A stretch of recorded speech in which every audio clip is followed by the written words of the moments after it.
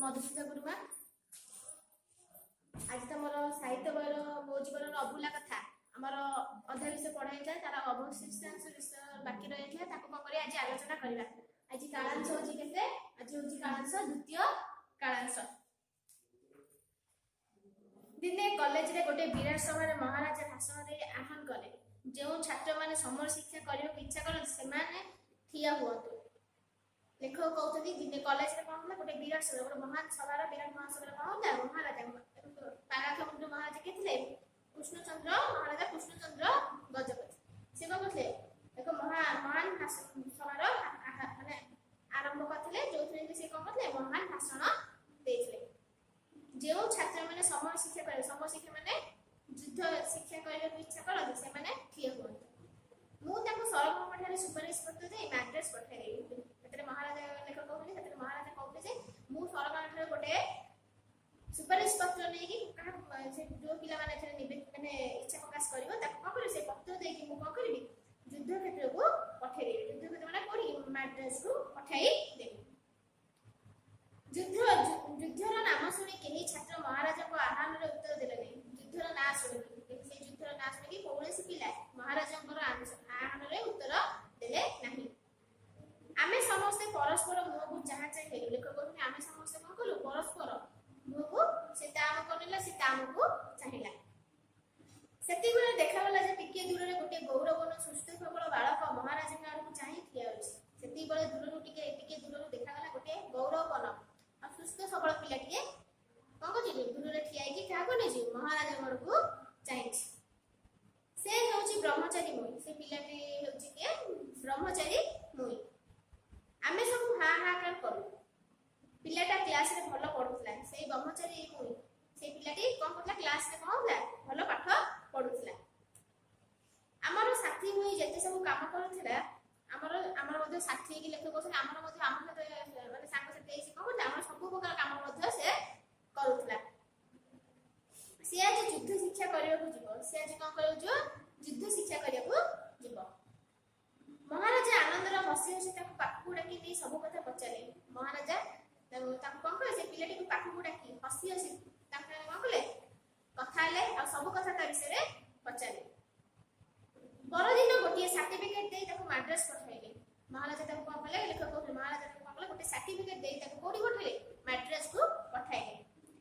यार केते वर्ष पर द्वितीय पृथ्वी महासमर लागिला मोर मन पड़ुची 1923 मसीह रे पुरी रु पाराख्यमंडी फेरुथाय लेखक कहउछनी मोर के मन पड़ुची केते मसीह रे 1923 मसीह रे मु पुरी रु कोडी की फेरुथली पाराख्यमंडी फेरुथाय।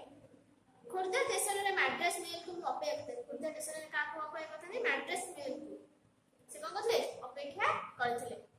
सेते बेल गोटे स्पेशल मिलिटरी गाड़ी आसी मैड्रेस आरु आसी खोर्धा रे पहुंचला सेते गोटे स्पेशल मिलिटरी गाड़ी आसी कोडी पहुंचला मैड्रेस जगह आसी खोर्धा रे पहुंचला।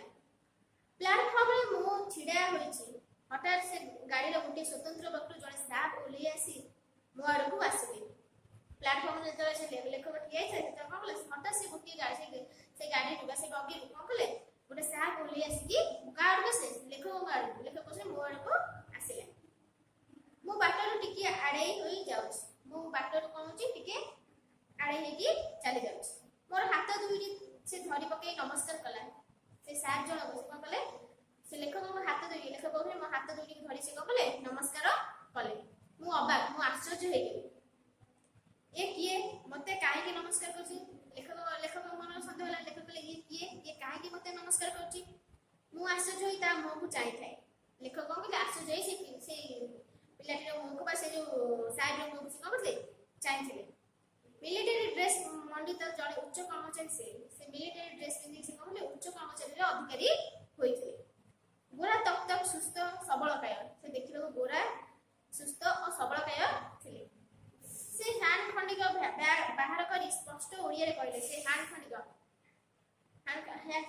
करी से स्पष्ट ओडिया भाषा रे कहला को लागिले चिनी पारु ना देखो से कहउछथि मते चिनी पारु ना मु पर आपनकर सेही ब्रह्मचारी मुई से लेखक कहउछथि जे मते आपण चिनि परले मु आपनकर सेही ब्रह्मचारी से पिला दिन से ब्रह्मचारी मुई आपनको करुणा रो मु आज लेफ्टिनेंट पदवी रे नियुक्त होई पाछि आपनको करुणा रो मु कोन छी आज लेफ्टिनेंट पदवी रे उत्तीर्ण होई पाछि नियुक्त होई पाछि। मु आश्चर्य होली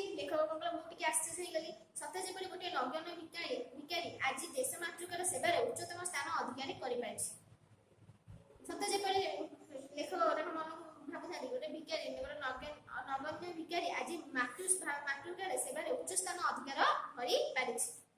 ମୋ ମନରେ ଟିକିଏ ଗର୍ବ ସଞ୍ଚାର ହେଲା। ଲେଖକ ନିଜକୁ ନିଜେ କଣ କଲେ? ଗର୍ବ ଅନୁଭବ କଲେ।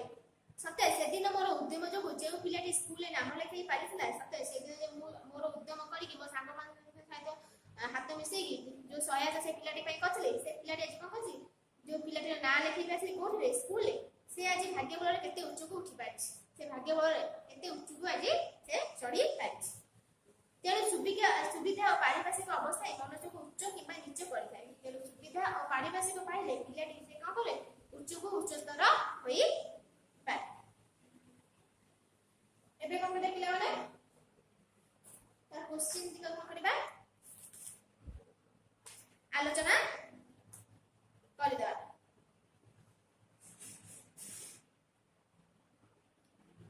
ଏକ ନମ୍ବର କ ଲେଖକ ଚତୁର୍ଥ ଶ୍ରେଣୀରେ ପଢୁଥିବା ବେଳେ ଦେଶର ଅବସ୍ଥା କିପରି ଥିଲା? ଲେଖକ ଚତୁର୍ଥ ଶ୍ରେଣୀରେ ପଢୁଥିବା ବେଳେ ମହାତ୍ମା ଗାନ୍ଧୀଙ୍କର ଦେଶବ୍ୟାପୀ ସ୍ୱାଧୀନତା ଆନ୍ଦୋଳନର ଆହ୍ୱାନ ଦେଶ ସାରା କଣ ହୋଇଥିଲା? ଚହଳ ସୃଷ୍ଟି କରିଥିଲା। 1921 ମସିହାରେ ଭାରତରେ ହୋଇଥିବା ଆନ୍ଦୋଳନ ନାମ କଣ ଥିଲା? 1921 ମସିହାରେ ହୋଇଥିବା ଆନ୍ଦୋଳନ ନାମ ହେଲା ଅସହଯୋଗ ଆନ୍ଦୋଳନ। ମହାତ୍ମା ଗାନ୍ଧୀ ପାରଳାଖେମୁଣ୍ଡିକୁ ଆସି କଣ କଲେ? ମହାତ୍ମା ଗାନ୍ଧୀ ସେ ଯେତେବେଳେ ପାରଳାଖେମୁଣ୍ଡି ଆସି ସେ କଣ କଲେ? ଅସହଯୋଗ ଆନ୍ଦୋଳନର ପ୍ରଚାର ଉଦ୍ଦେଶ୍ୟରେ ପାରଳାଖେମୁଣ୍ଡି ଆସି ସେ ଏକ ସାଧାରଣ ସଭାର ଭାଷଣ ଦେଇ ଜନତାଙ୍କ ହୃଦୟରେ ଜାତୀୟତାବାଦର କଣ କରିଥିଲେ? ବୀଜ ବପନ କଲେ।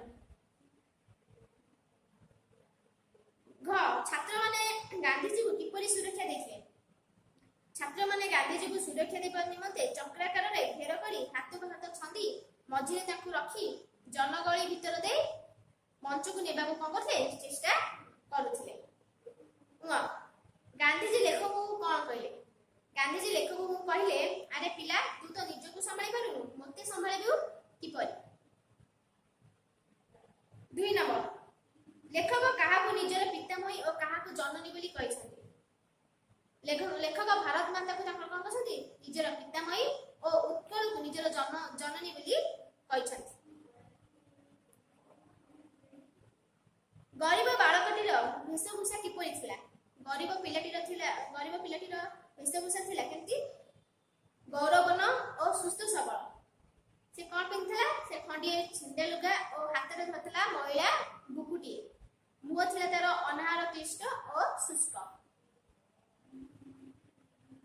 ଗ ଲେଖକ ପିଲାଟିକୁ କିପରି ସାହାଯ୍ୟ କଲେ? ଲେଖକ ପିଲାଟିର ପାଠ ପଢା ପାଇଁ ସମସ୍ତ ପ୍ରକାର ସାହାଯ୍ୟ କଲେ।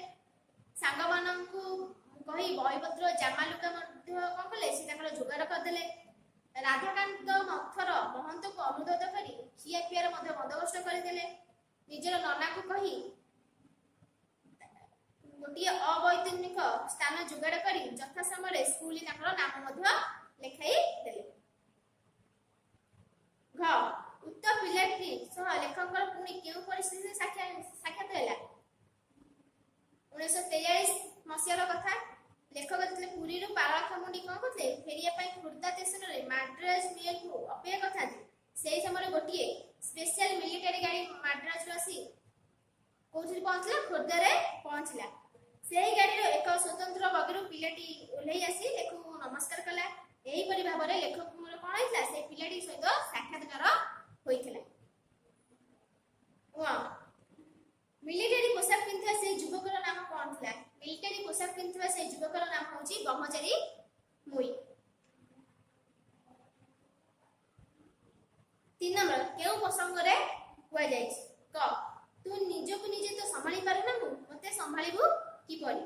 ଏ କୋଉ ପ୍ରସଙ୍ଗରେ ପାଇଛି? ନା ଗାନ୍ଧୀଜୀଙ୍କୁ ସାହାଯ୍ୟ କରିବା ପାଇଁ ରାଜଗୁରୁ ମାନେ ଲେଖକ କେତେ ଜଣ ଛାତ୍ର ମିଶି ଚକ୍ରାକାରରେ କଣ କଲେ? ଘେର କରି ଛାତକୁ ହାତ ଛନ୍ଦି ମଝିରେ ମହାତ୍ମା ଗାନ୍ଧୀଙ୍କୁ ରଖି ଜନଗହଳି ଭିତରେ ଦେଇ ମଞ୍ଚ ଉପରକୁ ନେବାକୁ ଚେଷ୍ଟା କରୁଥାନ୍ତି। ରାଜଗୁରୁ ଥାନ୍ତି ଗାନ୍ଧୀଜୀଙ୍କ ପକ୍ଷରେ। ଏହି ସମୟରେ ଜନତାଙ୍କର ଚାପ ପଛଆଡୁ ଏତେ ପରିମାଣରେ ବଢିଲା ଯେ ରାଜଗୁରୁ ନିଜକୁ ସମ୍ଭାଳି ନ ପାରି ବା ଲେଖକ ନିଜକୁ ସମ୍ଭାଳି ନ ପାରି ସେ କଣ କଲେ? ମହାତ୍ମା ଗାନ୍ଧୀଙ୍କୁ ପିଠି ଆଡୁ ପେଲିଦେଲେ। ସେହି ସମୟରେ ଗାନ୍ଧୀଜୀ ସ୍ମିତ ହାସ୍ୟ କରି ପିଲାଟିକି ଚାହିଁ କହିଥିଲେ, ତୁ ନିଜକୁ ତ ନିଜେ ସମ୍ଭାଳି ପାରୁନୁ, ମୋତେ ସମ୍ଭାଳିବୁ କିପରି? ଖ ମନୁଷ୍ୟର ଜ୍ଞାନ ଓ କର୍ମ ଏକା ସ୍ତରରେ ରହିବା ଆବଶ୍ୟକ। ତୁମର ଜ୍ଞାନ ପରିପକ୍ୱ ହେଲେ ଦେଶ ପାଇଁ କର୍ମ କରିବାକୁ ଶକ୍ତି ପାଇବ। ଏଇଟା କୋଉ ପ୍ରସଙ୍ଗରେ କୁହାଯାଇଛି?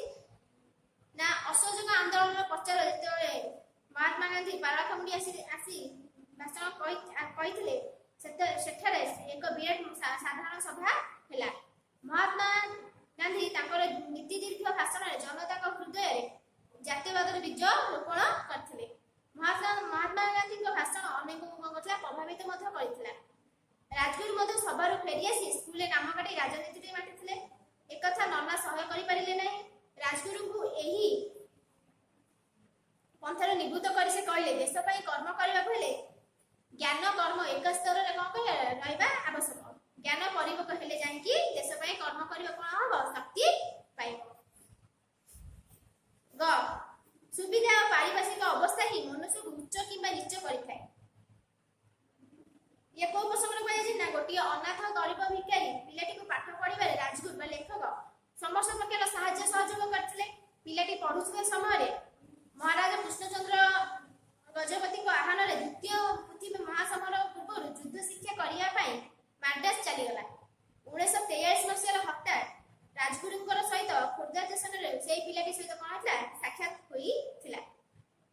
ପିଲାଟି ସେତେବେଳକୁ ଦେଶ ମାତୃକାରେ ସେବା ପାଇଁ ଲେଫ୍ଟନାଣ୍ଟ ପଦବୀରେ ନିଯୁକ୍ତ ହୋଇ ସାରିଥିଲା। ସେହି ଦିନର ସେହି ପିଲାଟି ରାଜଗୁରୁଙ୍କୁ ନିଜର ପରିଚୟ ଦେବାରୁ ରାଜଗୁରୁ ଆଶ୍ଚର୍ଯ୍ୟ ହୋଇ କହିଥିଲେ, ସୁବିଧା ପାରିପାର୍ଶ୍ୱିକ ଅବସ୍ଥା ହିଁ ମନୁଷ୍ୟକୁ ଉଚ୍ଚ କିମ୍ବା ନିଚ କରିଥାଏ। 4 ନମ୍ବର ଦେଇଛି ନିମ୍ନଲିଖିତ ଶବ୍ଦ ଗୁଡ଼ିକ ବ୍ୟବହାର କରି ବାକ୍ୟ ଗଠନ। ଫାର୍ଷ୍ଟ ହେଉଛି ବକ୍ତୃତା। ବାକ୍ୟ ହେଉଛି ପିଲାଟି ଶିଶୁଟିକୁ ବକ୍ତୃତା ଦେବାର କଳା ଜଣା ଅଛି। ମହାତ୍ମା ଗୋପବନ୍ଧୁ ଦରିଦ୍ରମାନଙ୍କ ପାଇଁ ମହାତ୍ମା ଥିଲେ। ବୀଜ କୃଷକଟି ବୀଜ ରୋପଣ କରୁଛି। ବୀଜ ମାନେ ମଞ୍ଜି। ଅଧ ବ୍ୟବସାୟ ପିଲାଟି କଠିନ ଅଧ ବ୍ୟବସାୟ କରି ପରୀକ୍ଷାରେ ଉତ୍ତୀର୍ଣ୍ଣ ହେଲା ବା ସଫଳତା ଅର୍ଜନ କଲା। ପରିପକ୍ୱ ଜ୍ଞାନ ପରିପକ୍ୱ ହେଲେ କର୍ମ କରିବାର ଶକ୍ତି ଆପେ ଆପେ ମିଳେ। 5 ନମ୍ବର ଦେଇଛି ନିମ୍ନଲିଖିତ ପ୍ରଶ୍ନ ଗୁଡ଼ିକର ଉତ୍ତର ଲେଖ। ଅସହଯୋଗ ଆନ୍ଦୋଳନ ସମୟରେ ଲେଖକ କିପରି ସ୍ୱାଧୀନତା ସଂଗ୍ରାମ ସହିତ ସଂଶ୍ଳିଷ୍ଟ ଥିଲେ? ମହାତ୍ମା ଗାନ୍ଧୀ ଅସହଯୋଗ ଆନ୍ଦୋଳନର ପ୍ରଚାର ଉଦ୍ଦେଶ୍ୟରେ ପାରଳାଖେମୁଣ୍ଡି ଆସିଥିଲେ। ବ୍ରିଟିଶ ସରକାରଙ୍କ କଟକଣା ହେତୁ ସଭାଟିଏ କରିବା ପାଇଁ ସେ କଣ କଲେ, ସ୍ଥାନ ମିଳିଲା ନାହିଁ। ସେତେବେଳେ ରାଜଗୁରୁ ଓ ଅନ୍ୟାନ୍ୟ ଛାତ୍ରମାନେ ମିଶି ଜୋର କରି ପୁରୁଣା ମାର୍କେଟ ପଡ଼ିଆରେ ସଭା କରିବାକୁ ସ୍ଥିର କରିଥିଲେ। ହଜାର ହଜାର ଲୋକ ମଧ୍ୟ ମହାତ୍ମା ଗାନ୍ଧୀଙ୍କର ବକ୍ତୃତା ଶୁଣିବାକୁ ଆସୁଥାନ୍ତି। ଲୋକ ଗହଳିକୁ ପୋଲିସ ସମ୍ଭାଳିବାକୁ ଅସମର୍ଥ ହେଲା। ରାଜଗୁରୁ ଓ କେତେ ଜଣ ଛାତ୍ର ମିଶି ଘେର କରି ହାତ ଛନ୍ଦି ମହାତ୍ମା ଗାନ୍ଧୀଙ୍କୁ ମଝିରେ ରଖି ଜନଗହଳି ଭିତରକୁ ମଞ୍ଚକୁ ନେବା ପାଇଁ ଚେଷ୍ଟା କଲେ। ତାପରେ ସଭା ଆରମ୍ଭ ହେଲା। ମହାତ୍ମାଙ୍କର ଓଜସ୍ୱିନୀ ବାଣୀ ରାଜଗୁରୁଙ୍କ ମନରେ ଗଭୀର ପ୍ରଭାବ ପକାଇଲା। ସେ ସ୍କୁଲରୁ ନାମ କାଟି ରାଜନୀତିରେ କଣ କଲେ, ମାତି ଥିଲେ। ଖ ବ୍ରହ୍ମଚାରୀ ମୁନିର ଭବିଷ୍ୟତ ଗଠନରେ ଲେଖକ କିପରି ସହାୟକ ହେଲେ? ବ୍ରହ୍ମଚାରୀ ମୁନି ଗୋଟିଏ ଗରିବ ଅନାଥ ପିଲା ଥିଲା। ଲେଖକ ଅନ୍ୟ ଛାତ୍ରମାନଙ୍କ ସହିତ ବାରଣ୍ଡାରେ ବସି ଗପସପ ହେଉଥିବା ସମୟରେ ତାଙ୍କ ସହିତ ଦେଖା ହୋଇଥିଲା। ପିଲାଟିକୁ ପାଠ ପଢିବାକୁ ଲେଖକ ପ୍ରେରଣା ଦେଇଥିଲେ। ସାଙ୍ଗମାନଙ୍କୁ କହି ତା ପାଇଁ ବହିପତ୍ର ଜାମା ଲୁଗା କଣ କରିଥିଲେ, ଯୋଗାଡ଼ ମଧ୍ୟ କରିଦେଇଥିଲେ। ମଠର ମହନ୍ତଙ୍କୁ କହି ସେ ଖିଆ ପିଆର ବନ୍ଦୋବସ୍ତ ମଧ୍ୟ ସେ ପିଲାଟି ପାଇଁ କରିଦେଇଥିଲେ। ଲେଖକ ତାଙ୍କର ନନାଙ୍କୁ କହି ଗୋଟିଏ ଅବୈତନିକ ସ୍ଥାନ ମଧ୍ୟ ଯୋଗାଡ଼ କରିଦେଇଥିଲେ। ପିଲାଟି ଯଥାସମୟ ଯେମିତି ପାଠ ପଢିପାରିବ ତାର ମଧ୍ୟ ଯୋଗାଡ଼ ମଧ୍ୟ ସେ କରିଦେଇଥିଲେ। ମହାରାଜାଙ୍କ ଆହ୍ୱାନରେ ଦ୍ୱିତୀୟ ମହାସଭା ପୂର୍ବରୁ ଯୁଦ୍ଧ ଶିକ୍ଷା କରିବା ପାଇଁ ମାଦ୍ରାସ ଚାଲିଗଲେ। ଯୁଦ୍ଧ ଶିକ୍ଷା ପରେ ଲେଫ୍ଟନାଣ୍ଟ ପଦବୀରେ ନିଯୁକ୍ତ ହେଲେ। ଗୋଟିଏ ଦରିଦ୍ର ନଗଣ୍ୟ ଭିକାରୀ ଲେଖକଙ୍କର ସହାୟତାରେ ଦେଶ ମାତୃକା ସେବାରେ ଉଚ୍ଚ ସ୍ଥାନ ଅଧିକାର ମଧ୍ୟ କରିପାରିଥିଲା। ଗ ପିଲାଟିର ଲେଖକଙ୍କ ପ୍ରତି ଥିବା କୃତଜ୍ଞତା କିପରି ପ୍ରମାଣିତ ହେଲା? ଲେଖକଙ୍କର ସହଯୋଗରେ ପିଲାଟି ପାଠ ପଢି ପାରିଥିଲା। ସେ ପଢୁଥିବା ସମୟରେ ମହାରାଜାଙ୍କ ଆହ୍ୱାନରେ ଯୁଦ୍ଧ ଶିକ୍ଷା କରିବାକୁ ସେ ମାଡ୍ରାସ ଚାଲି ଯାଇଥିଲେ। ଦ୍ୱିତୀୟ ପୃଥିବୀ ମହାସମର ପରେ ସେ ଦିନର ସେହି ପିଲାଟି ଲେଫ୍ଟନାଣ୍ଟ ପଦବୀରେ ନିଯୁକ୍ତ ହୋଇ ମାଡ୍ରାସରୁ ଆସୁଥିବା ଗୋଟିଏ ସ୍ପେଶାଲ ମିଲିଟାରୀ ଗାଡ଼ିରେ ସେ ଓଡ଼ିଶା ଆସିଥିଲେ। ଦୈବାତ ଖୋର୍ଦ୍ଧା ରେଳ ଷ୍ଟେସନରେ ତାଙ୍କର ରାଜଗୁରୁ ମାନେ ଲେଖକଙ୍କ ସହିତ ତାଙ୍କର ଦେଖା ହୋଇଥିଲା। ସେ ଲେଖକଙ୍କର ହାତ ଦୁଇଟିକୁ ଧରି ନମସ୍କାର କରିଥିଲେ। ଆଶ୍ଚର୍ଯ୍ୟ ଲେଖକ ଆପଣଙ୍କର ସେହି ବ୍ରହ୍ମଚାରୀ ମୁନି ପରିଚୟ ଦେଇଥିଲେ। लेखक करुणार से लेफ्टिनेंट पदवी रे नियुक्त होई पाछि बोली से राजगुरु को बा लेखक को कहिथिले। एथिरु पिलाटीर लेखक प्रति कृतज्ञता जणा पड़े। 6 नंबर देजी प्रभाव शब्द जेंति विशेषण जेपरि हेछि प्रभावित सेही बळे निम्न विशेष पद गुडिकर विशेषण कोन हबा लेख। परिचय तार विशेषण पद कोन हबा परिचित, आमोदर आमोदित, निर्वाचनर निर्वाचित, पुलकर पुलकित।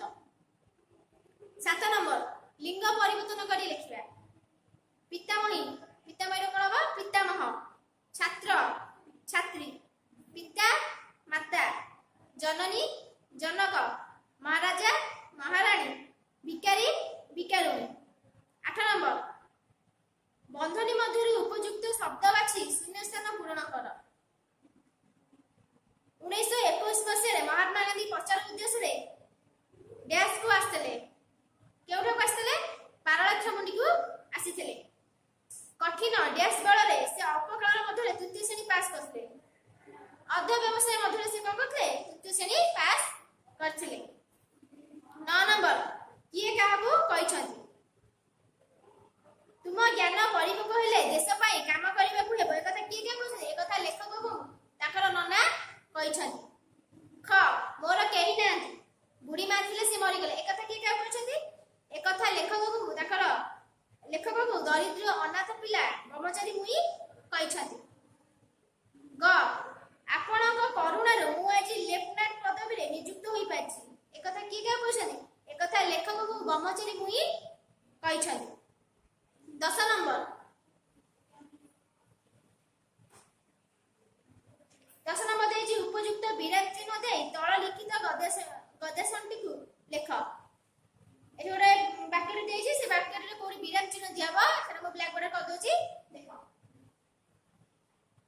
से मो आडू नित्य हास्य करी हिंदी रे कहिले पर कोन देबो कमा इमे कमा आरंभ आरे पिला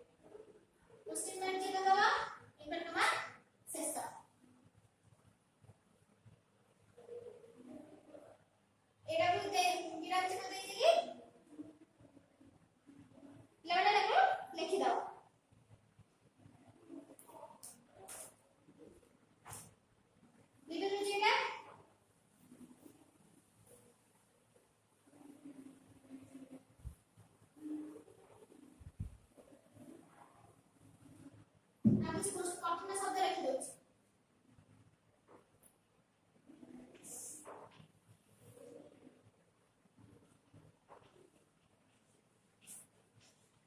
कठिन शब्द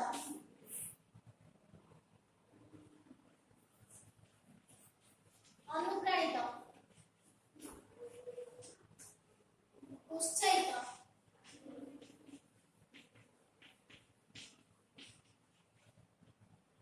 प्रोत्साहित, पितामही,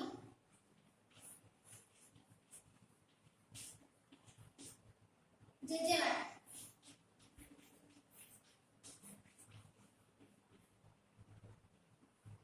जेजेमा,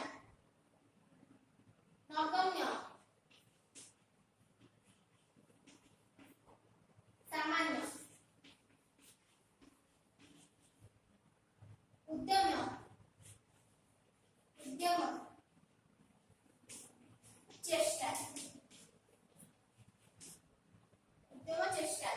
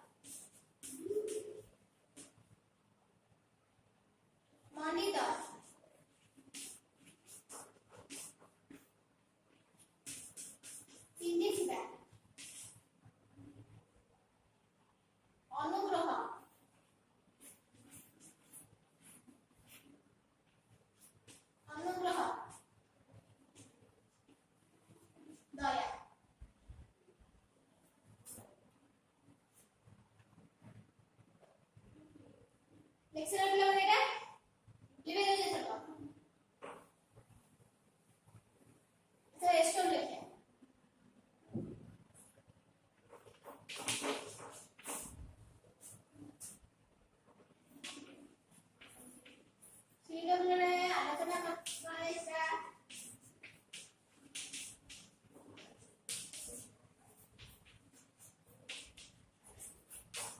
CWରେ ଆଲୋଚନା କରାଯାଇଥିବା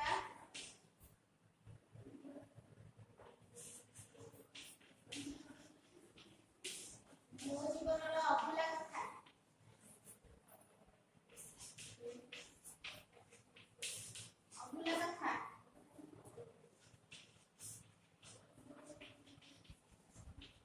ବିଷୟଟିକୁ